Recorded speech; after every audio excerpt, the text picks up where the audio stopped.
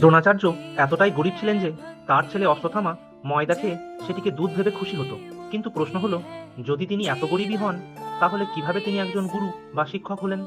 একদিন কৌরব এবং পাণ্ডবরা গিলি ডান্ডা খেলছিল। খেলার সময় তাদের গিলি একটি কুয়োতে পড়ে যায়। তখন দ্রোণাচার্য সেই ঘটনা দেখছিলেন। দ্রোণাচার্য একের পর এক তীর ছুঁড়ে এমনভাবে সংযুক্ত করলেন যে সেগুলো একটি রশির মতো হয়ে গেল। এরপর সেই তীরের রশি দিয়ে গিলি টেনে বার করলেন। এই ঘটনাটি কৌরব এবং পাণ্ডবরা ভীষ্মকে জানায়। ভীষ্ম দ্রোণাচার্যের প্রতিভায় এতটাই মুগ্ধ হন যে তিনি দ্রোণাচার্যকে কুরুবংশের রাজগুরু বা রাজ শিক্ষক নিযুক্ত করেন। দ্রোণাচার্যের তত্ত্বাবধানে ভীম এবং দুর্যোধন গদাচারণা শিখলেন। অশ্বত্থামা অস্ত্রবিদ্যায় পারদর্শী হলেন। নকুল এবং সহদেব তলোয়ার চালনা শিখলেন। যুধিষ্ঠির শিখলেন রথ চালনা এবং অর্জুন শিখলেন ধনুর্বিদ্যা। এরপর দ্রোণাচার্যের এত খ্যাতি ছড়িয়ে পড়ে যে চারপাশে রাজারা এবং কর্ণ তাঁর কাছে শিক্ষা নিতে আসেন। আপনারা কি জানেন দ্রোণাচার্যের গুরু কে ছিলেন? তাহলে কমেন্টে লিখুন। জয় শ্রীরাম।